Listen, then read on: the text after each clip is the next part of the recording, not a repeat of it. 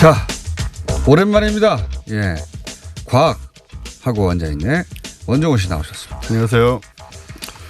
자, 지난주 못 나오셨고. 예, 그리고 제가 지금 8분을 갖고 있군요. 8분. 예, 네. 8분. 예, 그 정도야 뭐. 집에 가고 편입니다. 싶었습니다. 네. 3분도 많아요. 네. 예, 어쨌든 빨리 한번 해보겠습니다. 자, 북한 과학 기술 얘기 제가 쭉 해왔는데. 오늘 이제 마지막으로 좀 저도 지겨워져서 딱 오늘까지만 할까 하는데 네. 우리가 뭐 북한에 대해서 모르는 게 한두 가지가 아닌데 네. 그 중에 하나는 북한이 과학과 과학자를 굉장히 우대한다는 사실입니다. 네. 그것도 그렇고 북한이 뭡니까 항일운동. 네. 네. 거기서는 항일운동이라고 표현하죠. 네. 독립운동했던 분들. 그분들이 제일 좋은 아파트에 살아요. 그렇죠. 예. 반면 우리는 가장 가난하게 예, 산다. 3대가 망한다고 독립운동하면 그럼 실제로 그렇고. 가장 비싼 동네에 가장 좋은 아파트에 독립운동했던 분들이 산다. 그렇습니다. 뭐 그런 여러 가지 상황들이 있는데 사실 북한은 김일성 때부터 전통적으로 과학자와 과학을 중시해 왔고요. 네.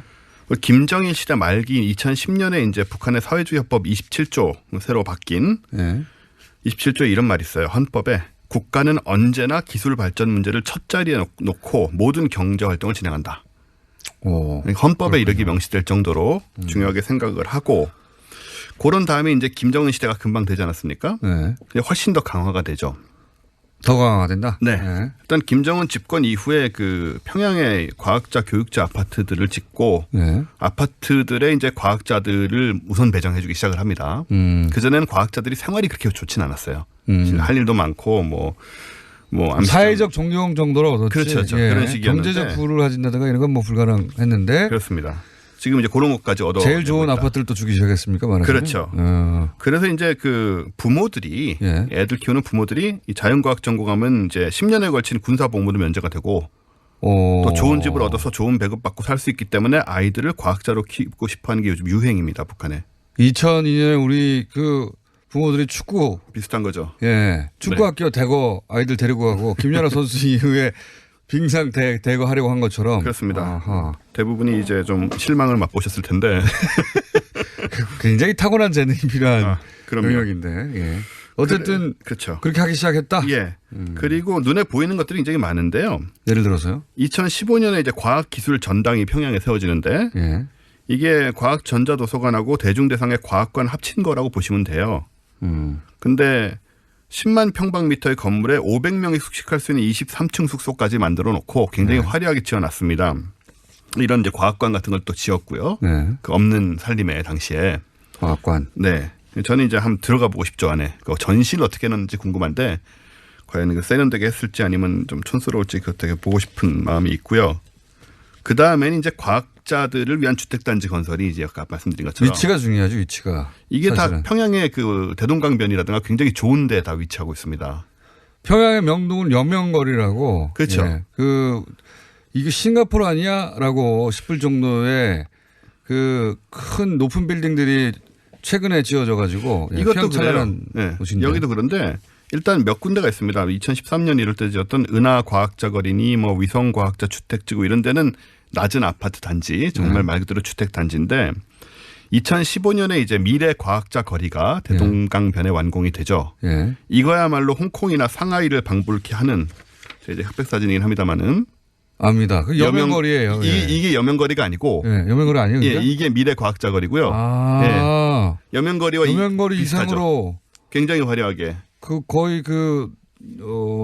홍콩. 그렇습니다. 상하이 생각하시면 되겠네요. 네, 그런 분위기로 딱 이제 강변에 있고 하니까 더 그런데 어허. 여기는 이제 19개 동의 고층 아파트 단지하고 150여 개의 상업시설, 김책공업 종합대학 자동화연구소, 뭐 유치원, 학교, 체육공원 이런 걸 가지고 단지를 2015년에 과학자들을 위해서 또. 이게 우리로 치면 명동이나 압구정 땅값 제일 비싼 데다가 그렇죠. 거기에 과학자들을 위한 단지를 고층 빌딩으로 지어준 거네요. 과학자들이 살 수 있는 곳을 이렇게. 오. 그게 얼마나 우대를 하는지 알 수 있고. 그러네요. 그래서 사실 말씀하신 여명거리 등으로 인해서 지금 평양은 굉장히 화려한 도시가 되고 있습니다. 네.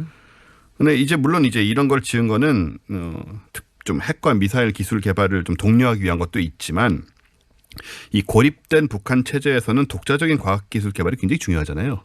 네. 그렇기 때문에 이런 거를 지금 김정은이 특별히 좀 장려를 하고 있는 것은 굉장히 눈에 보이는 그런 상황이고, 근데 요거보다 더 재미있는 점이 뭐냐면 이 과학자들의 대우 관련돼서 우리 저 몇 년 전에 북한 미사일 발사 실험 실패했던 기억나시죠? 동해에 뭐 가다가 폭발하고 뭐 또 네. 폭발하고 네. 두세 번 연달아 일어났습니다. 네. 그때 우리 한국 사람들 다들 아우 제 책임자를 전부 아우지에 가지 않겠냐. 이런 우려 아닌 우려를. 우리가 아우지 얘기가 언제 때 얘기인데 아직도 아우지 무엇만 하면 아우지라고 그래요. 네, 예. 뭐 50년 전 아우지 얘기를 아직도 하고 있는데. 그거밖에 아는 게 없고 하도 아우지 얘기를 또 언론에서 많이 하니까. 그렇죠.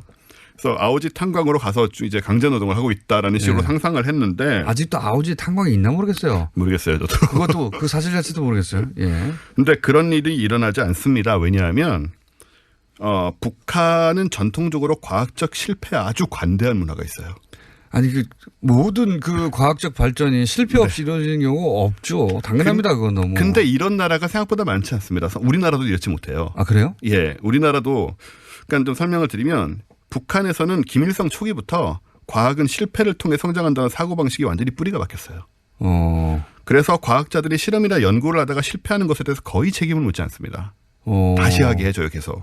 좀 뜻밖이죠. 바로 이제 뭐 어디 보낼 것 같은데 진짜. 그래서 뭐 단기간에 핵기술이나 미사일 기술을 읽어낸 것도 그 해외 기술을 물론 수입해온 것도 있지만 이 실패에 관대한 문화가 없었으면 오히려 불가능했을 것이다. 그러니까 거꾸로 말하면 도전을 계속 할 수 있게 만들어주는 그렇습니다. 거죠. 과감하게. 예. 그래서 이런 점은 이제 북한 사회에 대해서 좀 생각해보는 계기가 되는데 과학기술에 국한된 이야기일 가능성도 있지만 물론 우리 이제 북한 이미지가 뭐든지 닥달하고 강제로 서둘러서 완성시키고 실패하면 바로 숙청해버린다. 이게 우리 이미지잖아요. 그러면 못해요 원래. 자기가 뭘 시도했는데 실패해가지고 숙청당할 거라고 생각하면 시도 자체를 안 하니까 그렇죠. 항상 정체되어 있는 거죠. 네. 예. 근데 적어도 이제 실증적으로 봤을 때 과학계만큼은 전혀 그런 분위기가 아니라는 것이고요. 과학기술계 쪽은. 반면 우리나라의 경우는 성과주의가 뿌리가 깊습니다. 맞습니다. 네. 그래서 성과가 나오거나 돈을 타거나 네. 지원을 받을 수 있는 것만 하죠. 그렇죠. 예. 그리고 실패를 하는 경우 개인적인 책임을 져야 되는 일도 있고요. 그래서 몸을 사리죠. 그러니까 우리 과학계에서 이런 거는 굉장히 부러워하겠네요. 모르니까 부러워할 것도 없는데 이제 아셨을 거예요. 좀. 사실 나로호 때도 이제 실패가 생기면 언론에서부터 정치인들에 이르기까지 성토하는 분위기가 확 조성이 되지 않습니까? 맞습니다. 그리고 당장 돈 되는 결과물을 내놓으라고 맨날 그렇죠. 하는 얘기가 그거예요. 예. 돈이 들어갔으면 그 결과물이 그 산업화할 수 있고 상업화할 수 있는 돈 되는 결과물을 내놔야 되지 네. 않냐고 하는 진짜 천박한 기초과학은 도저히 성장할 수 없는 예. 그런 사고방식을 계속 강요하죠. 그리고 한마디 더 드리자면 우리나라는 헌법에 과학기술이 국가경제에 복무해야 된다는 얘기가 들어있어요. 그래서 이거 좀 바꾸자는 얘기가 지금 과학기술계에서 나오고 있습니다. 거꾸로네요. 예. 좀 이런 식으로 배울 게 있다는 거. 자, 다음 시간에 기타를 들고 오실 원정우 씨였습니다. 감사합니다. 감사합니다. 내일 뵙겠습니다. 안녕.